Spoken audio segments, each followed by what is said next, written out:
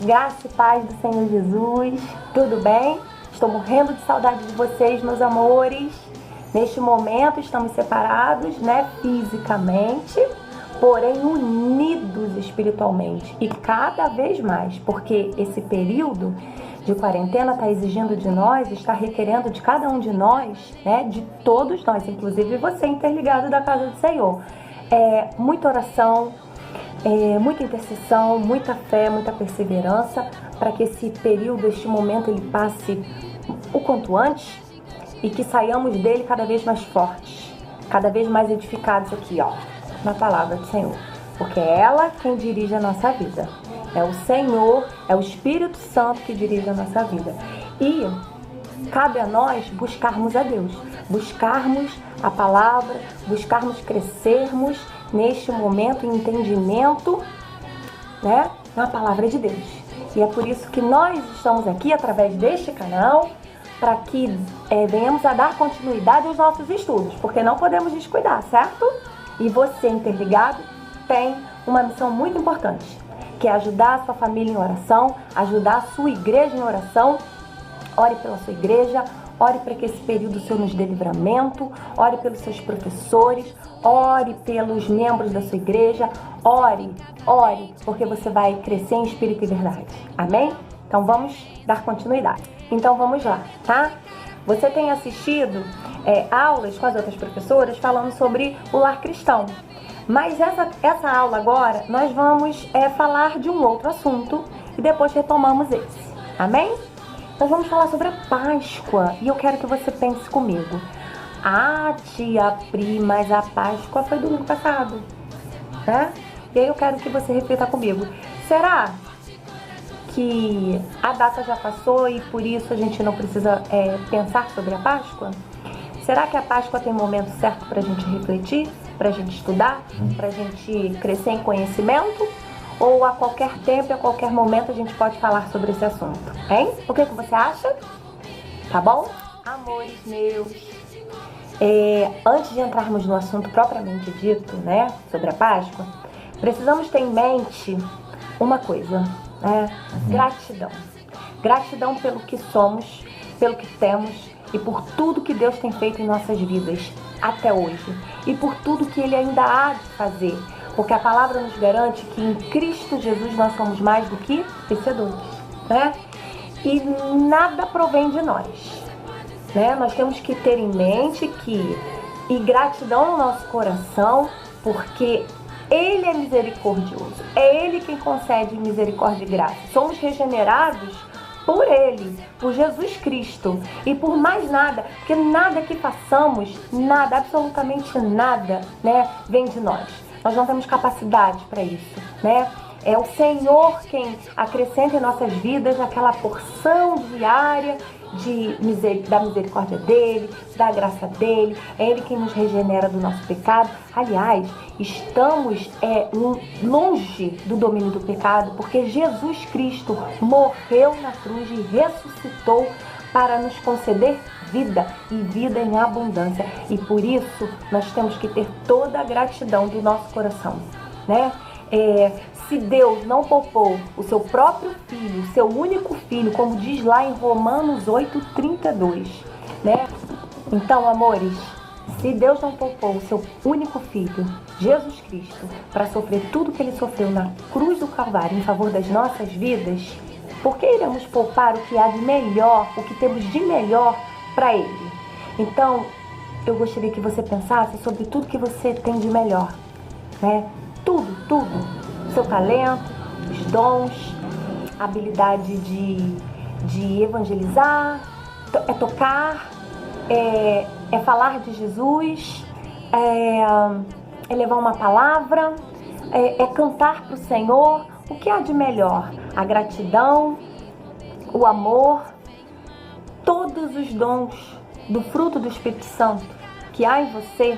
Você tem que render tudo isso, da melhor forma que você puder ao Senhor Jesus, porque Ele é digno de toda honra e toda glória.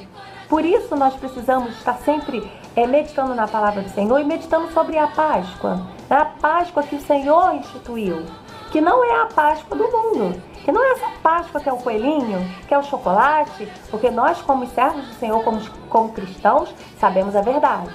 E, na verdade, a gente tem que meditar de dia e de noite, porque se andarmos na luz, como na luz Ele está, que é o Senhor Jesus, nós alcançaremos tantas bênçãos do Senhor, tantas bênçãos, seremos tão abençoados, mais até do que já somos. Bíblia na mão e vamos meditar na palavra do Senhor. Em Êxodo 12, a partir do versículo 3. Leiam comigo. Falai a toda a congregação de Israel, dizendo: aos 10 deste mês, tome cada um para si um cordeiro, segundo as casas dos pais, um cordeiro para cada casa. Mas, se a família for pequena, para um cordeiro, então tome um só com seu vizinho perto de sua casa, conforme o número das almas, conforme o comer de cada um, fareis a conta para o cordeiro. O cordeiro será sem mácula, um macho de 1 ano, o qual tomareis das ovelhas ou das... Continuando no versículo 6. E o guardareis até o 10º dia deste mês, e todo o ajuntamento da congregação de Israel o sacrificará à tarde. E tomarão do sangue e poloão em ambas as ombreiras e na verga da porta, nas casas em que o comerem. Versículo 8. Naquela noite comerão a carne assada no fogo, com pães asmos, com ervas amargosas, a comerão. 9. Não comereis dele nada cru, nem cozido em água, senão assado ao fogo, a cabeça com os pés e com a fessura. E nada dele deixarás até pela manhã, mas o que dele ficar até pela manhã, queimareis no fogo. Versículo 11. Assim, pois, o comereis, os vossos lombos cingidos, os vossos sapatos nos pés, e o vosso cajado na mão, e o comereis apressadamente. Esta é a Páscoa do Senhor. Então, vamos entender aquilo que nós lemos, mas antes, precisamos relembrar aquilo que vocês já bem sabem, sobre o período em que o povo de Deus foi escravo do Egito durante muitos anos, mais de 400 anos escravos, sofrendo na mão de Faraó, Mas o povo lembrou que através do clamor, que através da oração, Deus poderia ouvi-los, E Deus ouviu. Deus queria livrar o seu povo da mão de Faraó. Então, Deus mandou Moisés, usou o servo Moisés para ir lá falar daquilo que Deus queria. Deus queria libertar o seu povo, mas Faraó, coração endurecido, ele não queria libertar o povo de Deus. Então, Deus mandou as 10 pragas, lembram? Você lembra? Você lembra quais são elas? Vamos lembrar agora? E assim Deus fez. Como Faraó não deu ouvidos, não atendeu as ordens do Senhor, então veio a primeira praga. A água se transformou em sangue. E mesmo assim, Faraó continuou com o coração endurecido. Então Deus mandou a segunda praga. A praga das rãs. Porém, Faraó continuou com o coração endurecido. Então veio a terceira praga. Transformou pó da terra em piolhos. Faraó continuou com o coração endurecido. Então veio a quarta praga. As moscas. Mas Faraó continuou ainda na teimosia, com aquele coração endurecido e não libertou o povo de Deus. Então veio a quinta praga, as pestes nos animais. Mesmo assim, Faraó não libertou. Veio a sexta praga, Ai, meu Deus, será que agora ele liberta o povo de Deus? Não, você sabe que não, você conhece essa passagem. Vamos só relembrar, tá? Veio a 7ª praga, veio a 8ª e veio a 9ª praga. Meu Deus, mesmo depois de ficar na escuridão por 3 dias, será que Faraó libertou o povo? Você sabe que não. E aí, meus amados, Deus teve que enviar a 10ª praga. Mas aí eu te pergunto, qual foi a 10ª praga? Será que você lembra? Hein? E aí, você tá antenado com a palavra do Senhor? Você sabe qual é a 10ª praga? Pois é, a 10ª praga, né, seria a morte do primogênito. A morte do filho mais velho de cada família, inclusive dos animais, né? Essa praga recairia também sobre Israel, sobre o povo de Deus. Mas Deus é misericordioso, Deus ele quis livrar o seu povo, né? Quis libertar o povo da escravidão, inclusive dessa praga aqui. Para isso, Deus ele deu uma série de ordens, né? Que nós lemos na palavra do Senhor logo no início, né? Nós lemos lá em Êxodo 12, a partir do versículo 3, quais seriam as ordens, aquilo que Deus requeriu do seu povo para aquele momento. Moisés cumpriu com a determinação do Senhor. Ele foi até Faraó e explicou qual seria a 10ª praga, né? Que Deus enviaria um anjo da morte que entraria sobre cada lar, sobre cada família e feriria o primogênito. Mas para o povo do Senhor houve um livramento, né? Para isso requereu, né, dos servos do Senhor que eles seguissem as orientações do Senhor, né? Requereu de cada família, de cada servo, uma atitude de obediência.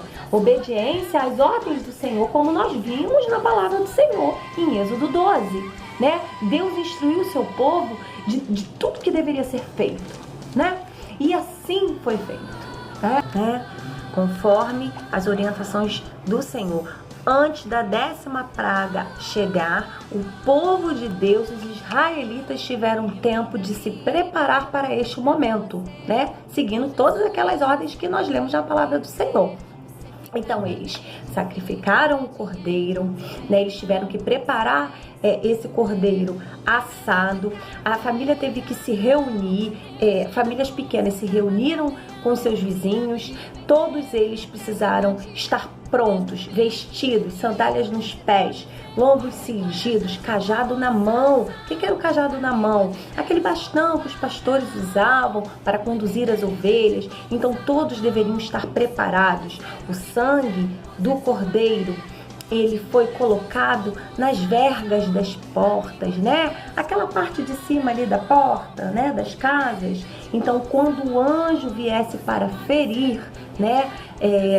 Os filhos mais velhos, os primogênitos, quando ele visse o sangue nas vergas das portas, né, da casa de cada israelita, de cada servo do Senhor, de cada povo de Deus, ali o anjo não entraria. Aquele seria o sinal para que o anjo, quando passasse por ali, ele não entrasse. O juízo recaiu somente para os egípcios.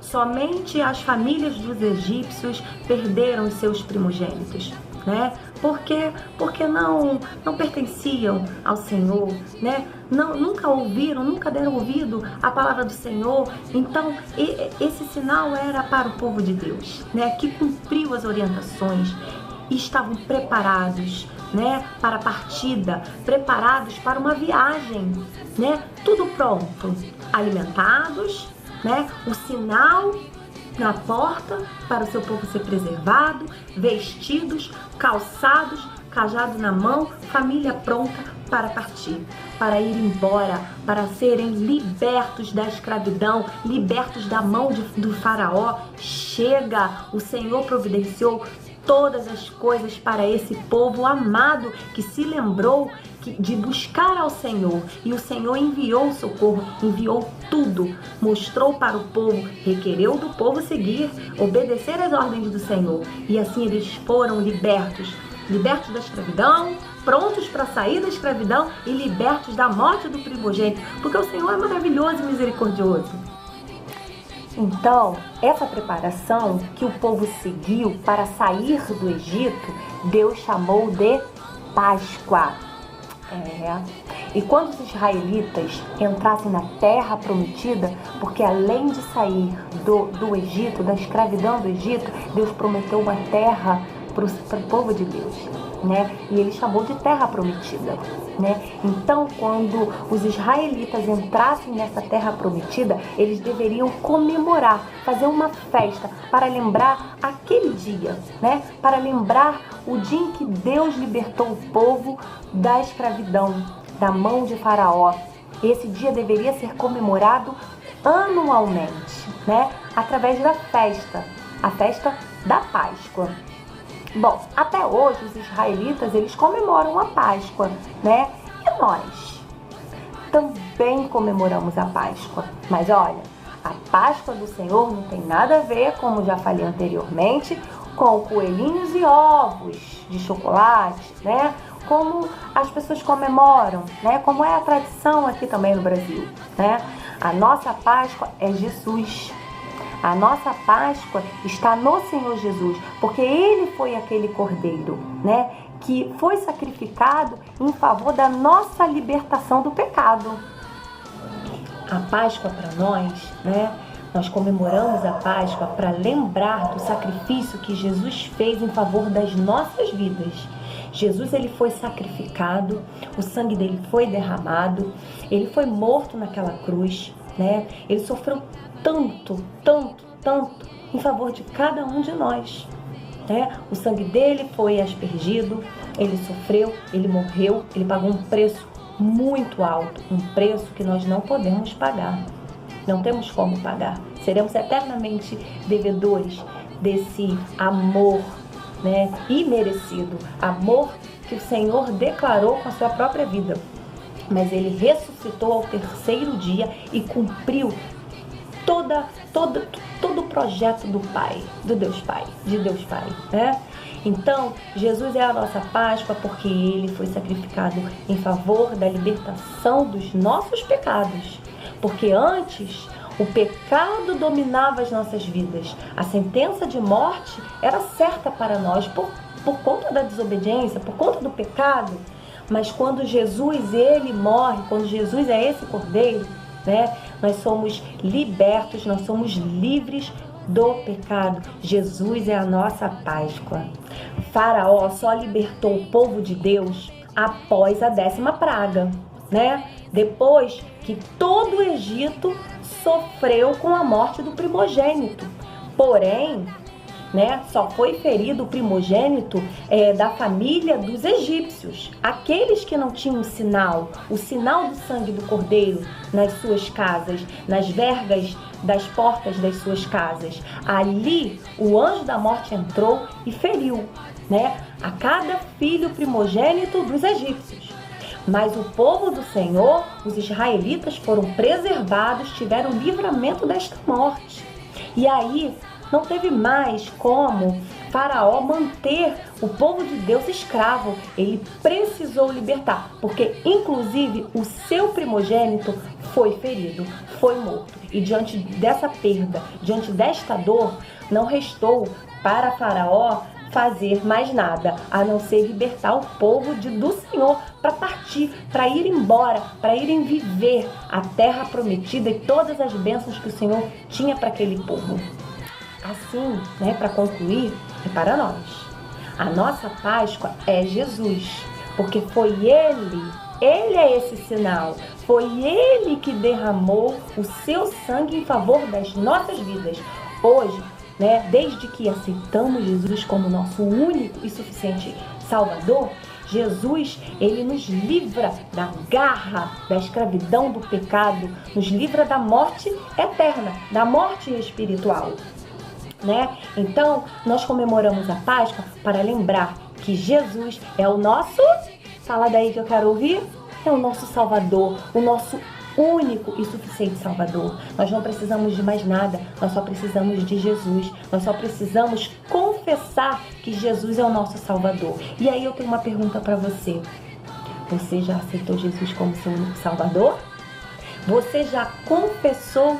Porque a palavra de Deus diz que nós precisamos confessar com os nossos lábios que Jesus é o nosso único e suficiente Salvador, né? Jesus é a nossa Páscoa, Jesus é quem nos salva, quem nos liberta, é Jesus que é o autor da nossa fé, é por Ele, é para Ele que nós rendemos toda a nossa honra, toda a honra e glória que nós temos, toda a gratidão que nós temos no nosso coração. Começamos essa aula falando sobre isso, lembra?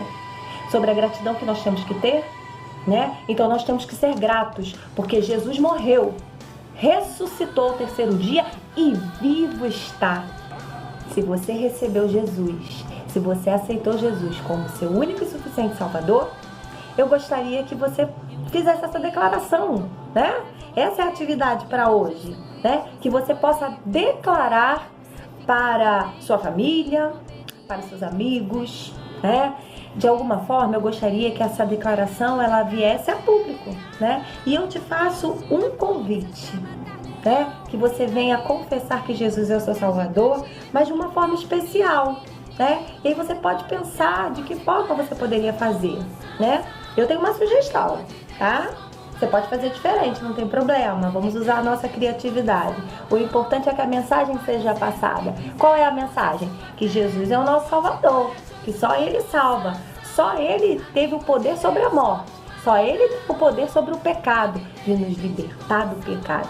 Então, olha, eu aqui simbolizo a minha vida através desse simples recorte aqui de um coração, e a mensagem está aqui, ó. Jesus é o meu Salvador. E eu vou publicar isso nas minhas redes sociais, eu vou publicar isso no status do meu WhatsApp, e se você tem alguma rede social, se você tem um WhatsApp, você possa fazer isso. Ou simplesmente mostrar para sua família, ou simplesmente publicar no grupo da igreja. Deus te dá forças.